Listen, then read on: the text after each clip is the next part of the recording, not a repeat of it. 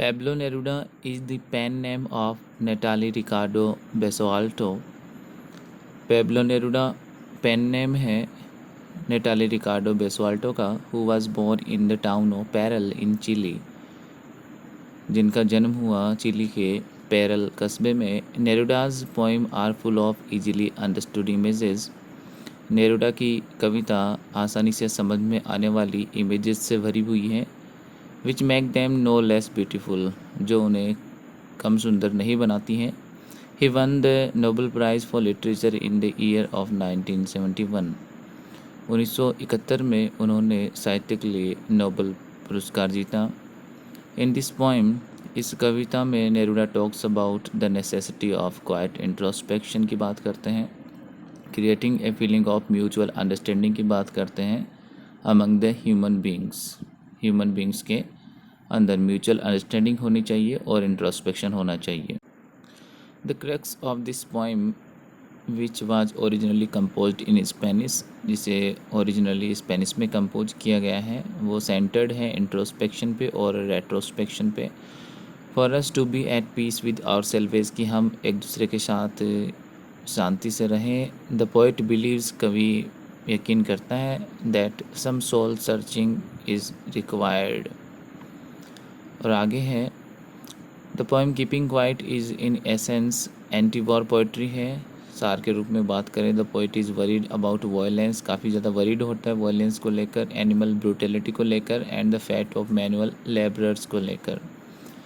Many of our social, political और religious जो problem है can be solved in a very easy way, उन्हें आसानी से सॉल्व किया जा सकता है अकॉर्डिंग टू द पोइट, कवि के अनुसार। और इसका जो आंसर है वो है self introspection is the answer, यानी आप खुद का इंट्रोस्पेक्शन कैसे करेंगे, खुद के बारे में सोचेंगे, विचारेंगे कैसे, आत्मचिंतन कैसे करेंगे, यही क्या है इसका एक सेंट्रल आइडिया है जिसके बारे में पेब्लो नेरुडा है वो बात करते हैं इस कविता के अंदर। It will be the first big step forward bringing people together if it is implemented, यदि इसको इम्प्लीमेंट किया जाता है तो ये एक बड़ा कदम होगा कि हम लोगों को एक साथ लेके आ सकते हैं। द सेकेंड फेज़, और जो इसका सेकेंड फेज़ है, दूसरा चरण है, is for every one two examine themselves, वह ये है कि सभी खुद को एग्जामिन करें और ये डिटरमिन करें व्हाट इज़ रॉन्ग, क्या गलत है, and who is to blame, और किसे हम ब्लेम करें। This will purify every heart, और यह है हर एक हार्ट को, हर एक दिल को क्या करेगा, प्योरीफाई करेगा। एंड एलिवेट एवरीवन, और सभी का क्या होगा, एलिवेट होगा, एक तरह से उत्थान सभी का हो जाएगा। एलिट्रेशन का यूज़ हुआ है, जैसे we will count sudden strangeness, stop for 1 second, his heart, hands, clean clothes. यहाँ पे जो कॉन्सोनेंट्स आउट हैं उनका रिपीटिशन हुआ है, इसलिए एलिट्रेशन है इनके अंदर। उसके बाद में हम बात कर सकते हैं रिपीटेशन हुआ है, और रिपीटेशन किसी फ्रेज का हो सकता है या फिर किसी लाइन का हो सकता है। यहाँ पे यूज़ हुआ है विदाउट रश, विदाउट एंजिन्स, यानी विदाउट का यहाँ पे रिपीटेशन हुआ है, पुनरावृत्ति हुई है। उसके बाद में हम बात करते हैं सिम्बोलिज़म की, जैसे जो ब्रदर है वो सिम्बोलाइज़ करते हैं मैनकाइंड को, ग्रीन वॉर है वो यहाँ पे रेफ़र करते हैं डिफॉरेस्टेशन को, वॉर्स विद गैस है वो रेफ़र करते हैं पोल्यूशन को, क्लीन क्लॉथ्स हैं वो सिम्बलाइज़ करते हैं चेंज पर्सपेक्टिव को, और जो शेड है वो सिम्बलाइज़ करता है प्रोटेक्शन को। तो यहाँ पे सिम्बोलिज़म का पेब्लो नेरुडा द्वारा बहुत ही सुंदर प्रयोग किया गया है। और वेरियस सिंबल आप समझ चुके हैं, जैसे ब्रदर्स है वो सिम्बलाइज़ करता है मैनकाइंड को, ग्रीन वॉर है वो रेफ़र करता है डिफॉरेस्टेशन को, इस तरह से। उसके बाद में है एंटीथेसिस की बात करते हैं, इट इज़ द जक्सटापोजिशन और ऑफ अपोजिंग और कॉन्ट्रास्टिंग आइडियाज़ होंगे, जैसे count to 12 and we will all keep still, यानी काउंट भी कर रहे हैं और हमें चुप भी रहना है। तो ये अपने आप में एक क्या है, कॉन्ट्रास्टिंग है। Here continuing and keeping still are contrasting activities and are put together, जिन्हें एक साथ रखा गया है। तो यहाँ पे एंटीथेसिस का यूज़ हुआ है। उसके बाद में है पर्सोनिफिकेशन है, पर्सोनिफिकेशन यहाँ पे किया गया है वो अर्थ का किया गया है। Earth can teach us as when everything, यानी पृथ्वी हमें हर चीज़ सिखाएगी, जबकि सिखाता कौन है हमें, कोई ना कोई ह्यूमन बीइंग होता है या कोई क्रीचर होता है वो हमें सिखाता है, और यहाँ पे सिखाया गया वो अर्थ के द्वारा सिखाया जाता है, इसलिए यहाँ पे पर्सोनिफिकेशन है, मानवीकरण किया गया है। It is the attribution of human characteristics to non human things and animals, यानी जो नॉन ह्यूमन थिंग्स होती हैं, एनिमल्स हैं, जिन्हें हम ऐसे एट्रीब्यूट देते हैं, इसलिए इसका मानवीकरण किया गया है। उसके बाद में मेटाफर का यूज़ होता है, रूपक अलंकार का। यहाँ पे जैसे इसने यूज़ किया है शेड, और शेड किसको रेफ़र कर सकता है, वो रेफ़र करता है प्रोटेक्शन को। It is use to make a comparison between two things that aren't alike but do have something in common. तो वही बात होगी मेटाफर वाली, रूपक अलंकार। सिमिली में तो लाइक है, सो है, एज है, ऐसे वर्ड का इस्तेमाल किया जाता है, और मेटाफर में डायरेक्ट किसी को बोला जाता है तो वो मेटाफर होता है, रूपक अलंकार होता है। जिस तरह से जो शेड है वो रेफ़र करता है प्रोटेक्शन को, सुरक्षा को।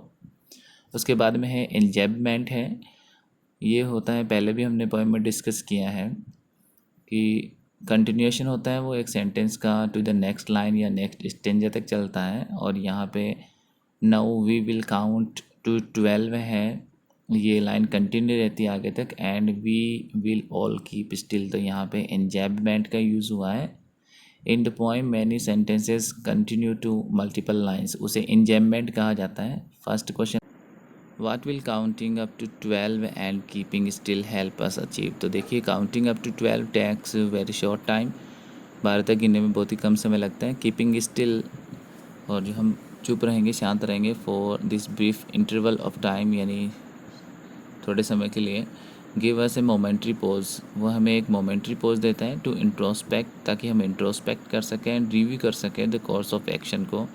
इट इज़ जनरली ऑब्जर्व, यह जनरली ऑब्जर्व किया जाता है that most of the ills, की जितनी भी इल्स हैं, बुराइयां हैं, एंड ट्रबल्स, और जो कठिनाइयां हैं, ऑफ द वर्ल्ड, संसार की, आर कोज्ड, वो कारण है, किस कारण है, बाय आवर रश एंड हरी, हम जल्दबाजी करते हैं, जो शीघ्रता करते हैं, हड़बड़ाहट करते हैं, उसका कारण है। Violence is caused by anger, और वायलेंस है वो कोज है किसका, किसके द्वारा, एंगर के द्वारा।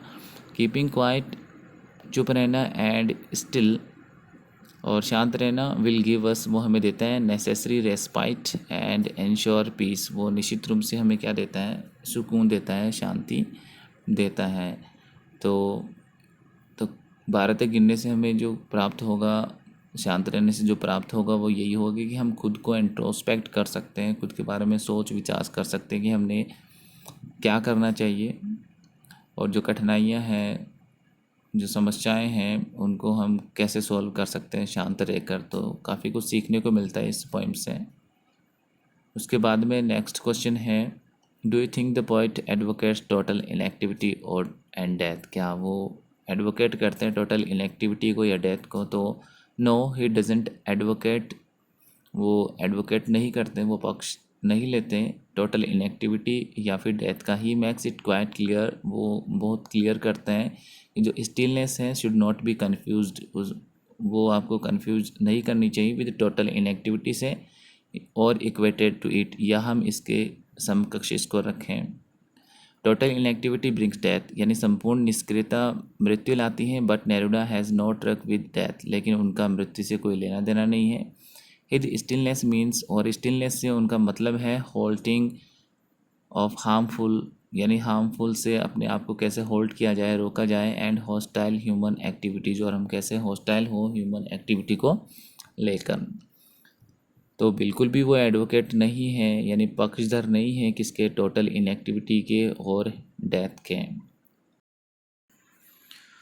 What is the sadness that the poet refers in to the poem, यानी जो सैडनेस है जिसको कभी रेफ़र करता है वह क्या है। Man sadness is formed out of his own actions, और जो उसकी सैडनेस है ना, वो किससे फॉर्म हुई है, वो उसके खुद के एक्शंस से फॉर्म हुई है, बनी है, या उसके जो थॉट्स हैं उससे वो बनी है। इट इज़ क्वाइट आयरोनिकल, ये आयरोनिकल है that man who understand so much, कि आदमी जो बहुत ज़्यादा अंडरस्टैंड करता है, कई बार वो फेल हो जाता है, असफल हो जाता है, टू अंडरस्टैंड हिमसेल्फ, खुद को समझने में, एंड हिज एक्शन, और खुद के कार्यों को समझने में असफल हो जाता है। Rash actions prove harmful and disastrous, और उसके जो एक्शंस होते हैं कई बार वो हार्मफुल हो जाते हैं और कई बार डिजास्ट्रस हो जाते हैं। Man is the creator of all disaster, और आदमी है वो जितने भी डिजास्टर है उनका क्रिएटर है। He is always threatening himself, है खुद को थ्रेटनिंग करता रहता है with death because of his thoughts and action, और ये कई बार उसके जो थॉट्स होते हैं, उसके एक्शन होते हैं, उनके कारण भी ऐसा होता है और उसका रिजल्ट होता है death. This is the tragedy of his life, और यह उसके जीवन में एक ट्रेजिडी की तरह है। उसके बाद में हम आगे बढ़े क्वेश्चन नंबर 4 पे। What symbol from nature does the poet evoke to say that there can be life under apparent stillness? कि कौन से सिंबल है वो नेचर से इवोक करता है ये कहने के लिए कि जो अपेरेंट स्टिलनेस होती है उसके नीचे भी जीवन हो सकता है। The poet wants to prove, कवि ये साबित करना चाहता है that there can be life under apparent stillness, जो अपेरेंट स्टिलनेस है उनके नीचे भी जीवन हो सकता है। The poet evokes the earth as a living symbol, कि अर्थ है वो एक लिविंग सिंबल है टू प्रूव हिज पॉइंट, उसके पॉइंट को, उसके बिंदु को साबित करने के लिए। The earth never attains total inactivity, पृथ्वी कभी भी संपूर्ण निष्क्रियता को प्राप्त नहीं करती है या नहीं रखती है। Nature remains at work all the time, और प्रकृति हर वक्त काम करती रहती है अंडर अपेरेंट स्टिलनेस, चाहे से बिल्कुल स्टिलनेस ही क्यों ना हो, स्पष्ट स्टिलनेस ही क्यों ना हो। इट कीप्स अर्थ अलाइव, और यह पृथ्वी को अलाइव रखती हैं, जीवित रखती हैं। This idea is beautifully illustrated, और यही जो विचार है कवि ने बहुत सुंदर तरीके से रिप्रेजेंट किया है फॉलोइंग लाइन्स, आगामी पंक्तियों में, और वो पंक्तियां हैं as when everything seems dead, और जब हर एक चीज़ ऐसी लग प्रतीत होती है कि वो डेड है, मर चुकी है, मृत प्राय हो चुकी है। And later proves to be alive, और बाद में वो क्या हो जाती है, अलाइव प्रूव होती है, जीवित साबित हो जाती हैं। तो काफ़ी कुछ सीखने को मिलता है इस कविता से कि खुद को हम इंट्रोस्पेक्ट कैसे करें। उसके बाद में है justify the title keeping quiet, यानी जो कविता है इसका जो टाइटल है वो कितना जस्टिफाई करता है। तो the title of the poem is quite appropriate and logical, वो काफ़ी ज़्यादा अप्रोप्रिएट है और लॉजिकल है। इट सजेस्ट्स, यह सुझाता है that the necessity of quiet introspection, की आवश्यकता है क्वाइट इंट्रोस्पेक्शन की। The people of the world are over active, वो जो वर्ल्ड के जो पीपल हैं वो काफ़ी ओवर एक्टिव हो चुके हैं। And always on the move, और हमेशा ही वो मूव करते रहते हैं। There activities have caused untold troubles, और उनकी जो एक्टिविटी है वो कारण बनती है अनटोल्ड ट्रबल्स की एंड सफरिंग्स की। Keeping quiet will do them a lot of good, और चुप रहना उन्हें काफ़ी कुछ सिखाता है, काफ़ी कुछ अच्छी बातें सिखाता है।